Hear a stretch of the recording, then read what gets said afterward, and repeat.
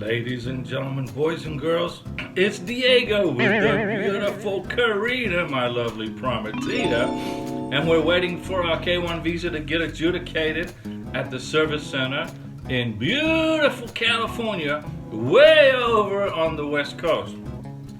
I live on the East Coast, in the panhandle of Florida, near Pensacola, just north of Navarre Beach.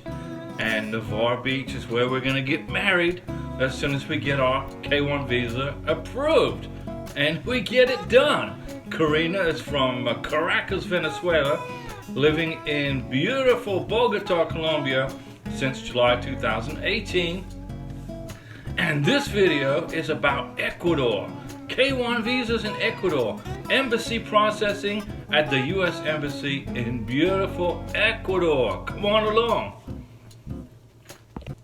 As I mentioned, ladies and gentlemen, boys and girls, we're waiting for our K1 visa to get adjudicated, and our NOA1 letter is receipt dated April 18th, 2022, and today is April 17th, 2023, so tomorrow will be our 1-year anniversary waiting for the visa to get approved.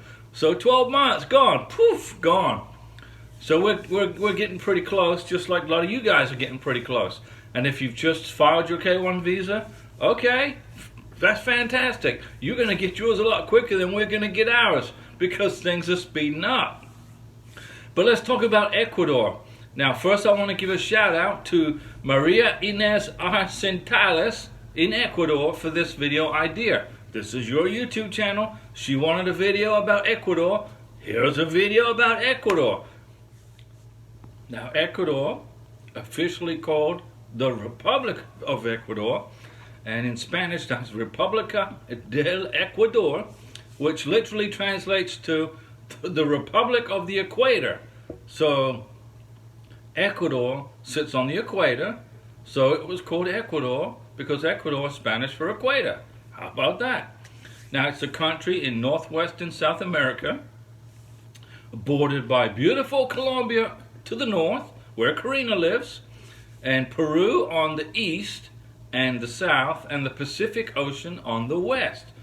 Okay, and the Pacific Ocean is where all the humpback whales go to make babies. I made a video about that.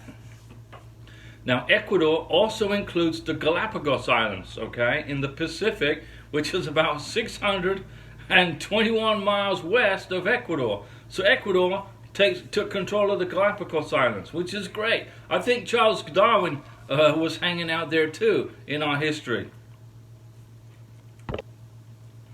Now, the capital of Ecuador is Quito, and Quito is also the largest city in Ecuador, okay? And the sovereign state of Ecuador is a representative democratic republic, okay? It's also a developing country whose economy is highly dependent on exports of commodities, you know, like petroleum and agricultural products, which we're glad to see. We need petroleum products here in the USA. Come on, send it to us. Like I mentioned, Ecuador is governed as a democratic presidential republic, and various peoples have settled here, you know, in the past there were different kinds of folks, different cultures before the arrival of the Incas. See, Ecuador is very famous for the Incas. Now, when the Incas arrived in Ecuador, ladies and gentlemen, boys and girls, they found out that these cultures, these confederations of people were so well developed that it took the Incas 2 generations of rulers, Topa Inca Yapanqui and Hayana Capac. Those were the 2 rulers in 2 generations of Inca rulers. It took 2 rulers to absorb these cultures into the Inca Empire.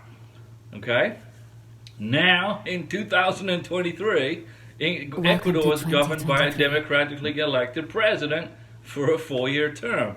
Now, what's interesting about Ecuador is that since 1936, voting is compulsory, okay, for all literate persons aged 18 to 65. So if you can read and write and you're aged 18 to 65, you have to vote. You got no choice. I wonder what the punishment is if you don't vote. Now, you know, Ecuador has a total area of 109,484 square miles. I don't know what that is in kilometers, and I don't care.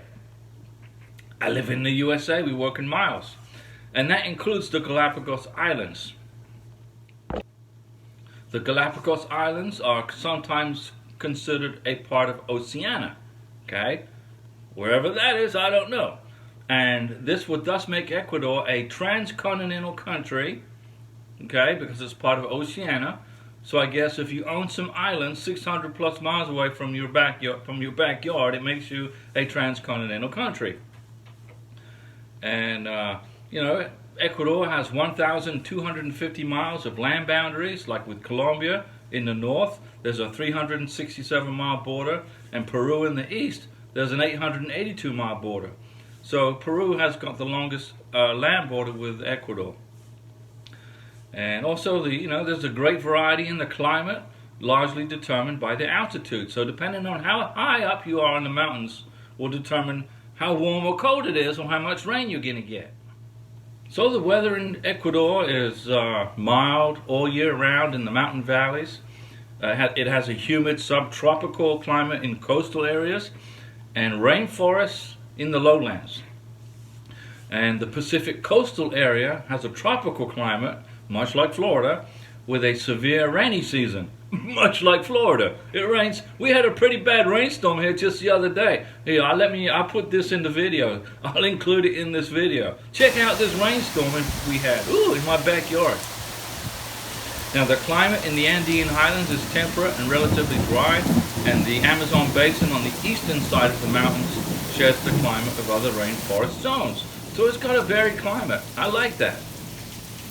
And because of its location, okay, at the equator, Ecuador experiences very little variation in daylight hours during the course of the year. So they have 12 hours of sunlight and they have 12 hours of daylight, just like in Colombia. And both sunrise and sunset in Ecuador occur each day at 6 o'clock. So at 6 o'clock in the morning is sunrise and 6 o'clock at night is sunset. Day in and day out, 365 days a year. And that's basically the same as Colombia. Ecuador is a developing economy, highly, it depends on commodities, the commodities market, namely petroleum and agricultural products, like I mentioned. And the country is classified as an upper middle income country, which is good. And Ecuador's economy is the 8th largest in Latin America. In the agricultural sector, Ecuador is a major exporter of bananas. In fact, Ecuador is the #1 exporter of bananas in the world, and then seconded by flowers. Okay? And it is also the 7th largest producer of cocoa. So if you're drinking your hot chocolate right now, or eating your candy bar, there's a good chance that the cocoa came from Ecuador, which is good. Ecuador also produces coffee, rice, potatoes, cassava, manioc, tapioca, plantains, and sugarcane, and also the cattle, sheep, pigs, beef, pork, and dairy products, and also fish, shrimp, and balsa wood. How did balsa wood get included in all the food groups? Hopefully you don't eat that stuff. Now, Spanish is the official and most commonly spoken language in Ecuador, just like South America. And but in the northern Quechua and other pre-colonial American languages are also spoken in Ecuador, so they haven't lost their indigenous languages. And it is estimated that Ecuador has about 24 living indigenous languages still active in 2023. Now let's talk about food, my favorite subject. Now what's interesting about Ecuadorian cuisine, ladies and gentlemen, boys and girls, is that it changes and varies according to the altitude or where you live. If you live in the mountains, the food is different than if you live on the coastal lowlands, okay? Now most regions in Ecuador follow the traditional 3-course meal of a soup that includes rice and protein, and then dessert, and then coffee to finish, okay? So they have their soup, they have their main course, and then they have a dessert. Oh, I like the desserts, I tell you, and then coffee. In the coastal regions, seafood is very popular, with including shrimp, fish, and ceviche being an integral part of their diet. Okay, beef is also consumed in the coastal region, and traditional dishes are churrasco and arroz con menestra y carne asada, and translated into English that means rice with beans and grilled beef, served with a fried plantain. And Karina loves plantains. She eats plantains like day in. We go to the store when we're in Colombia. We go to the store. We're always buying plantains. Now, I love my steak, ladies and gentlemen. I'm a meat-eating I'm a herbivore and a carnivore. And the meat-based dishes in Ecuador have their origins in the cattle ranching peoples of the Mantubios. The Mantubio peoples are the ones that are famous for the beef and the meat production in Ecuador. But let's talk about K-1 visas and embassy processing at the U.S. Embassy in Quito, Ecuador. Come on, we're going to talk about the embassy now.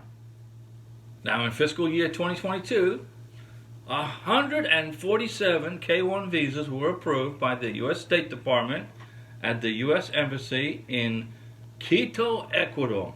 Okay, and the address is right here. This is the address to the U.S. Embassy in Ecuador, and then this right here is the phone number. Okay, you're gonna have to get that information, write it down. And I also strongly recommend that you go to this website right here. Go to this website right here for visa processing procedures at this embassy in Ecuador, in Quito. Okay, very important. That information is very important.